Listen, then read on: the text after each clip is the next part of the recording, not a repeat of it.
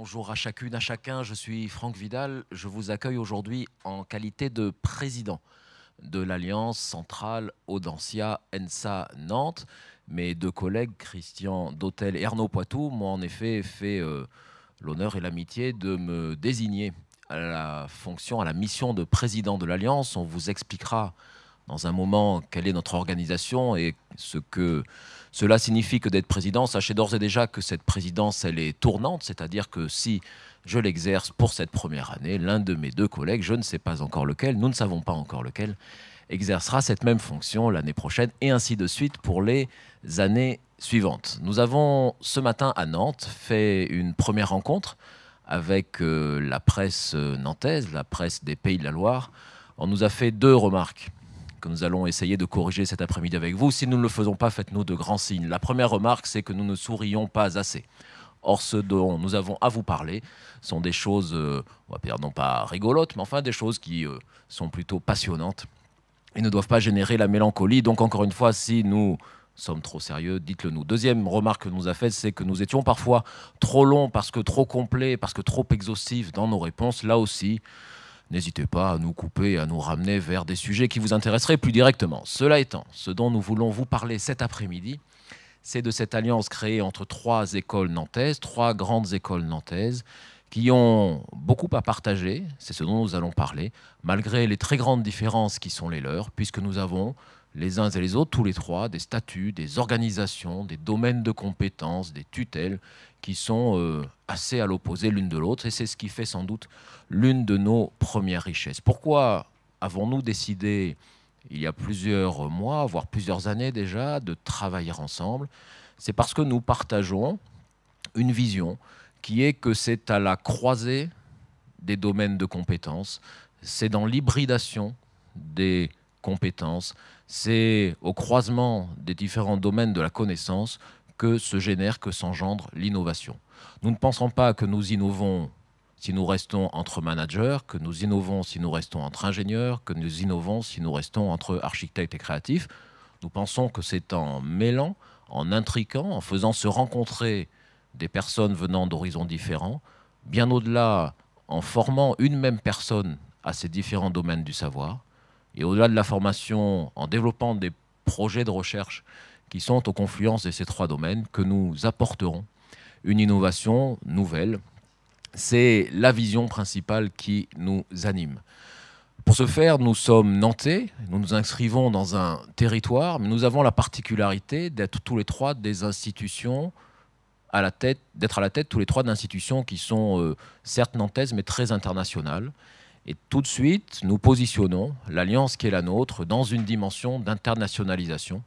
Et nous entendons, depuis Nantes, faire rayonner au-delà du territoire qui est le nôtre, internationalement donc, cette nouvelle façon d'innover qui, encore une fois, est à la croisée de nos champs de compétences.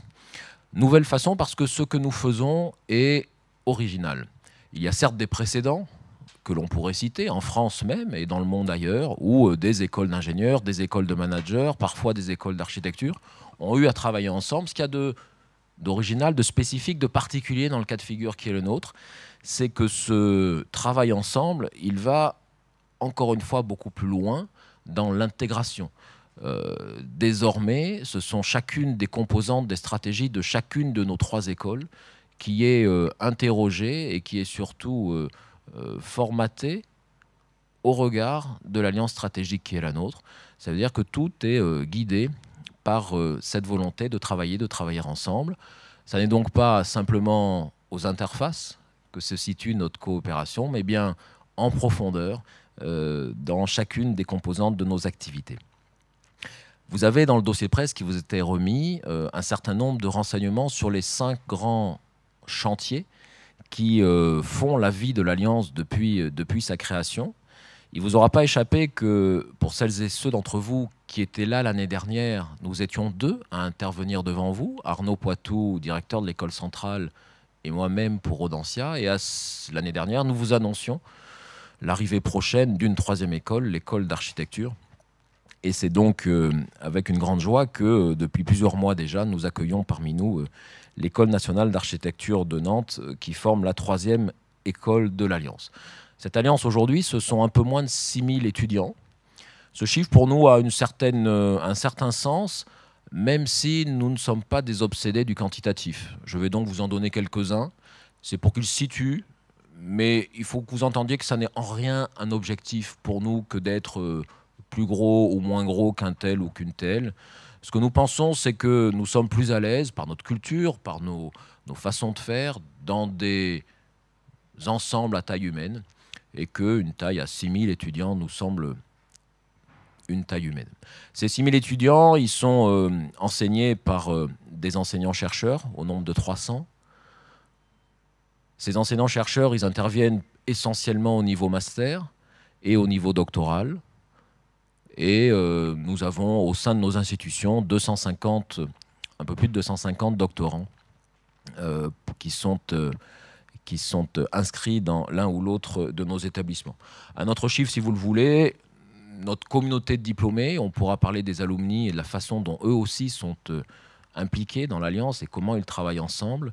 Nos alumni, c'est une communauté aujourd'hui, les alumni Alliance, de 30 000 actifs qui sont appelés eux aussi à travailler dans la même direction. Voilà donc quelques données de l'Alliance, à la fois en termes de vision. Notre obsession, c'est l'innovation dans un horizon international. Chacune des composantes de nos stratégies respectives est impactée par cette alliance et l'alliance elle-même a vocation à entraîner l'ensemble de nos établissements.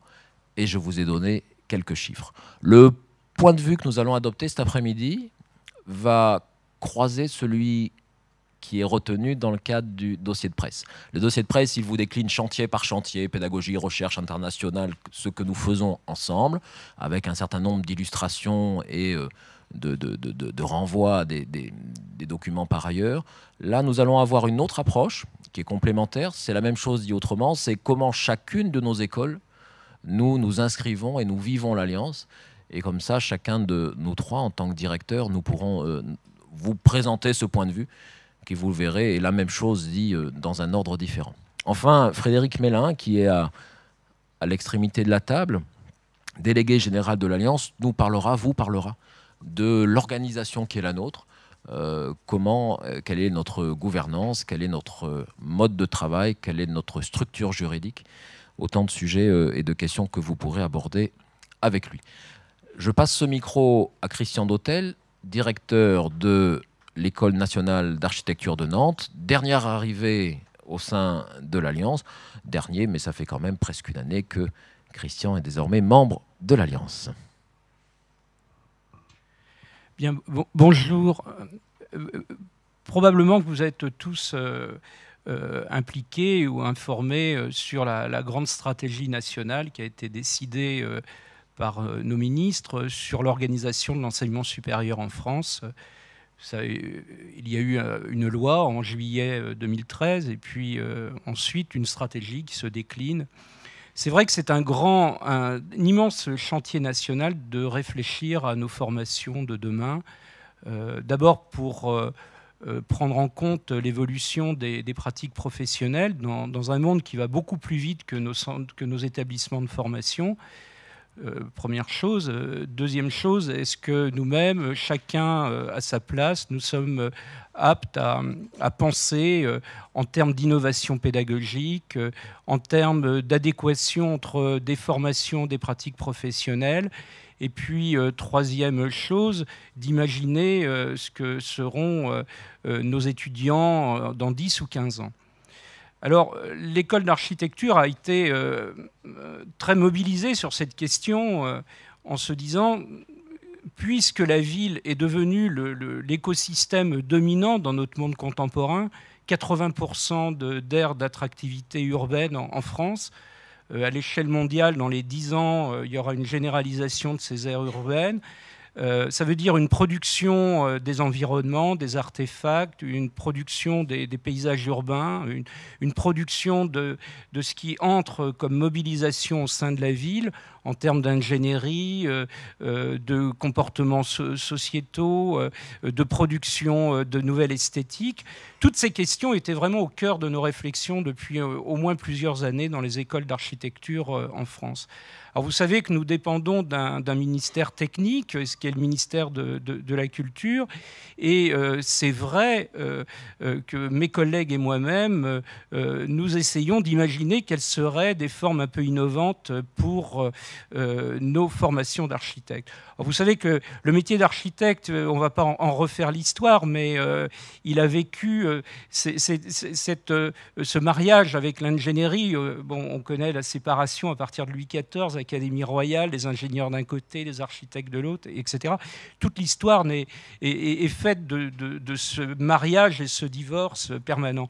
Et c'est vrai que dans le monde d'aujourd'hui, la tradition qui a été celle des écoles des beaux-arts, grosso modo, des écoles d'architecture, pardon, grosso modo jusqu'à 68, puisqu'en 68, il y a séparation avec l'école des beaux-arts, c'est vrai que c'est une histoire un petit peu étrange où, par moment, la dominante de notre formation est plutôt la question esthétique, dans d'autres moments, la question de l'ingénierie, et puis dans d'autres moments, la question des mobilisations sociales. C'est l'ensemble de cette réflexion qui nous a conduit aujourd'hui à poser la question, dans le monde contemporain, quelles sont les grandes injonctions de notre monde aujourd'hui ? On sait que les grandes injonctions, c'est la finitude des ressources, c'est la question environnementale, et puis c'est la question aussi de l'économie. C'est-à-dire, quelles sont les formes d'économie aujourd'hui à créer pour rendre la ville possible en termes économiques, à construire, à bâtir, quelles sont les maîtrises d'ouvrage qui seraient à repenser pour que le logement et la ville deviennent accessibles, puisqu'aujourd'hui, c'est l'ère d'attractivité majeure. Toutes ces réflexions nous ont conduits à repenser nos formations et à introduire une nouvelle dimension qui serait l'ingénierie et le management de l'architecte aujourd'hui. Donc il nous paraissait assez naturel de repenser nos formations autour de trois grandes inflexions. La première, c'est qu'un architecte, dans 10 ou 15 ans, aura besoin d'autres compétences pour pouvoir agir et pour pouvoir garder la maîtrise de sa pratique, entre autres la compétence du management de projet, maîtrise d'ouvrage, etc. Et puis également, évidemment, l'ingénierie de projet avec la complexité de ce monde à forte technologie. Donc c'est l'ensemble de ces grandes inflexions qui correspond au monde contemporain, qui nous a conduit à repenser nos formations et à trouver tout à fait naturel et nécessaire de compléter nos formations par des formations en termes de management et d'ingénierie. Ça, c'est la première question. Donc c'est vraiment un projet qui est né d'une réflexion, qui est né d'un constat, qui est né d'une évaluation de la pratique d'architecte aujourd'hui. La deuxième raison qui donne toute la légitimité à ce rapprochement, c'est qu'évidemment, le métier d'architecte, c'est un métier de la coopération, c'est un métier de la fédération. Vous savez que l'architecte, à ses origines, fédérait les différents métiers sur un chantier. Aujourd'hui, l'architecte doit fédérer différentes pratiques qui sont mobilisées dans la production de la ville. Pratiques politiques, pratiques d'études, de pratiques d'ingénierie, toute cette complexité, pratique aussi du big data. On sait qu'aujourd'hui, la ville, c'est aussi un ensemble de réseaux de type data. Donc, toutes ces compétences nous semblaient nécessaires à proposer à nos futurs architectes. C'est pour cela que nous avons repensé cette complémentarité entre une école d'ingénieurs et une école de management. Première raison. Deuxième raison, c'est que Nantes, vous connaissez cette ville qui produit aujourd'hui une expérimentation tout à fait extraordinaire qui s'appelle l'île de Nantes. Ils sont inventant au cœur d'une île qui se trouve au milieu de la Loire, face au centre historique, un quartier de la création tout à fait étonnant, qui regroupe à la fois des laboratoires de recherche, des écoles de design, des écoles de cinéma, et bientôt l'Alliance prendra pied au cœur de ce quartier de la création, l'école d'architecture étant le premier monument qui s'est implanté donc, dans le quartier de la création sur l'île de Nantes. Et je crois que là, être à Troyes, c'est aussi construire un campus d'une nouvelle génération qui regroupera à la fois des établissements, mais également des entreprises, mais également d'autres établissements partenaires. C'est vivre aussi cette expérience qui nous a donné le sentiment que l'Alliance était légitimement la bonne échelle pour intervenir dans cette expérimentation urbaine tout à fait étonnante. Voilà un petit peu l'ensemble des éléments qui ont conduit notre réflexion avec nos équipes pour pouvoir construire aujourd'hui l'Alliance à Troyes. Bien, quelques mots concernant Centrale Nantes. Avant d'intervenir aujourd'hui, je préparais cette conférence de presse en essayant de me remémorer ce que j'avais eu le plaisir de dire à certains d'entre vous il y a un an, au moment de la constitution des prémices de cette alliance. Et le cœur de notre discours consistait à dire que à l'interface entre nos établissements se construisaient des doubles compétences qui se matérialisaient par des doubles diplômes. Ces doubles diplômes, ingénieur-manager, ingénieur-architecte et tous les projets symétriques, concernent finalement, on va dire, 10 à 15% de nos étudiants, ce qui est déjà quelque chose de significatif. Et finalement, tout ce que nous avons fait depuis un an, c'est cheminer pour faire en sorte que nous passions de ces 10 à 15% d'étudiants impactés par ce projet de double compétence à un projet qui va irriguer en totalité nos campus. Concernant Centrale Nantes, qu'est-ce que ça veut dire? Ça veut dire que demain, et demain c'est vraiment à la rentrée 2014, 100% de nos étudiants seront impactés par cette alliance. Alors sous quelle forme? Sous une première forme qui va leur permettre de bénéficier d'un tronc commun pour ces étudiants de Centrale Nantes, qui vont donc bénéficier d'un enseignement dans lequel des enseignants de l'école d'architecture, des enseignants d'Audencia et des enseignants de Centrale vont se partager du temps pour présenter à nos étudiants un enseignement commun. Ça, c'est un premier point. Le deuxième point, c'est que, toujours sur le volet de la pédagogie, nous croyons fortement à l'intérêt de cette double compétence, qui peut se matérialiser par le fait que certains de nos étudiants, au prix d'une année supplémentaire, s'acheminent vers un double diplôme, donc ça c'est une chose. Mais on peut aussi imaginer que pour des étudiants qui ne recherchent pas forcément la collection des diplômes, mais qui sont simplement intéressés par une compétence multiple, ces étudiants-là trouvent au sein de nos écoles des enseignements optionnels qui leur permettront d'acquérir cette double compétence. Alors concernant Centrale Nantes, à la rentrée prochaine, deux nouvelles options vont ouvrir, l'une sur l'architecture et l'urbanisme, et l'autre sur le management des systèmes d'information, la première plutôt en lien direct avec l'école d'architecture et la seconde avec l'Audencia, donc s'il y a des croisements supplémentaires qu'on peut imaginer. Donc notre objectif, et nous avons bien travaillé depuis une année dans cette direction-là, c'est de passer d'un projet qui visait à cultiver l'interface entre nos établissements à un projet qui va viser à irriguer la totalité de notre établissement. Voilà pour l'enseignement. Un deuxième point que je peux mentionner qui vraiment modifie en profondeur la réalité de ce qui est Centrale Nantes aujourd'hui, elle concerne son lien à l'entreprise. Vous savez qu'une école d'ingénieurs, et singulièrement Centrale Nantes, a traditionnellement un lien très étroit et ancien avec l'entreprise.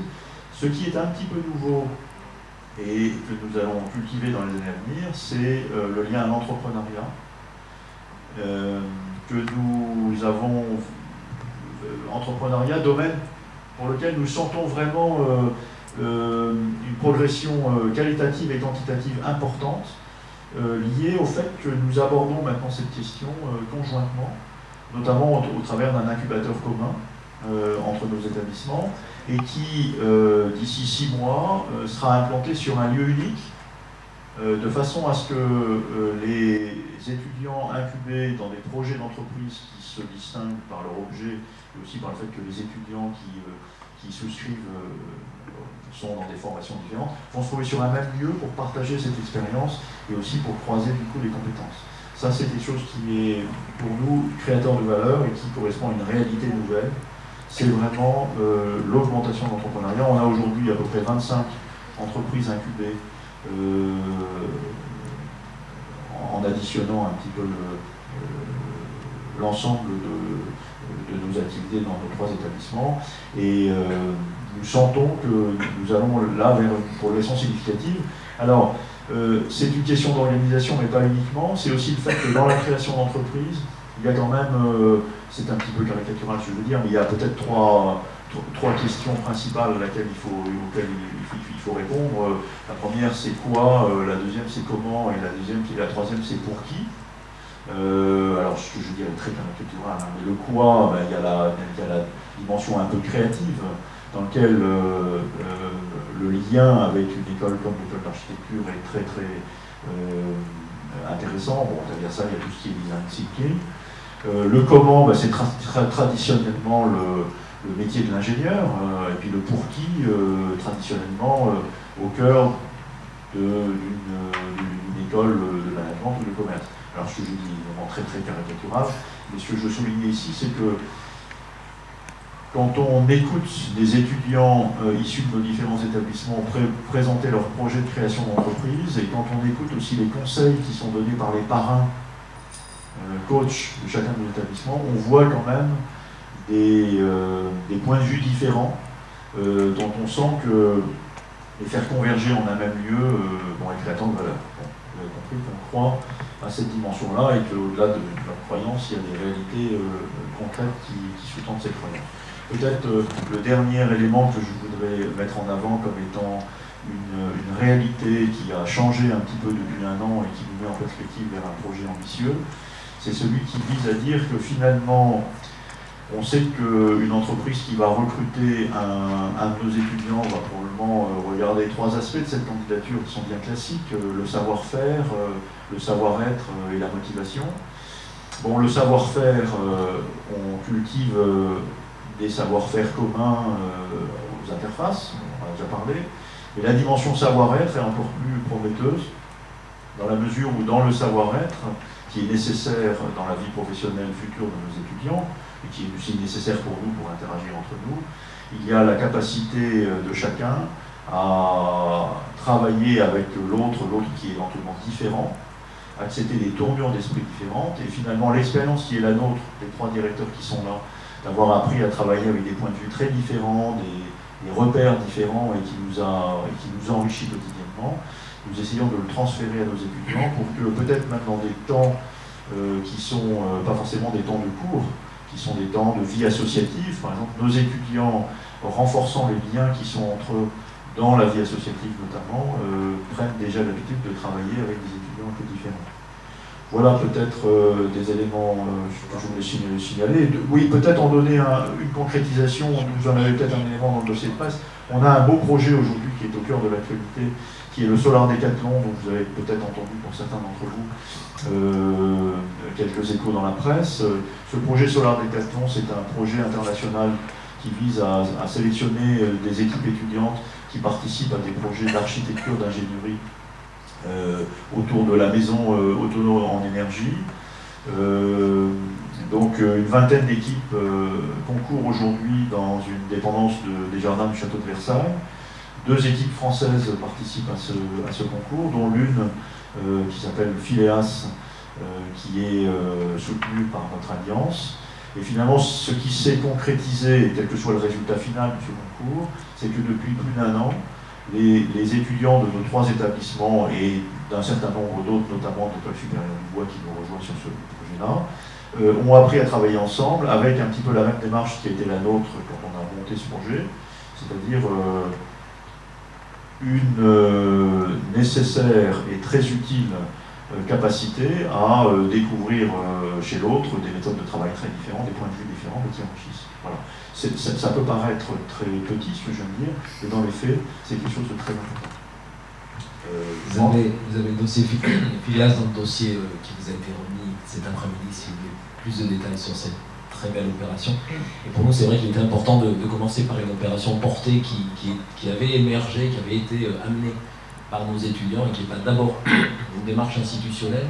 J'insiste sur ce point-là, nous croyons peu aux structures, aux gros machins, aux organisations, nous croyons aux projets, aux réalisations. Et après, on se pose la question de comment on va le mettre en œuvre et quelle est la structure, le montage juridique le plus adapté. Ce qui fait que ça nous permet d'avancer, alors que...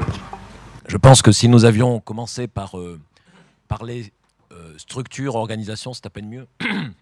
On aurait eu du mal, puisque je le disais dans mon propos introductif, et ça a été rappelé par mes collègues, nos tutelles, nos organisations, nos modes de fonctionnement sont à ce point différents qu'il vaut mieux parler projet que de rentrer par l'angle structure, et Phileas en est une très belle illustration. Chacune des composantes de nos activités est impactée par l'Alliance. C'est vrai pour nos étudiants, c'est vrai aussi pour nos professeurs, c'est vrai aussi pour nos diplômés. Je le disais tout à l'heure, nous avons de plus en plus d'intrications entre nos associations de diplômés, et ils font désormais dans bien des domaines, que ce soit dans le domaine, pour ce qui nous concerne, de la finance, de l'entrepreneuriat, mais c'est vrai aussi dans d'autres sujets, dans la place des femmes en entreprise, etc. Action commune.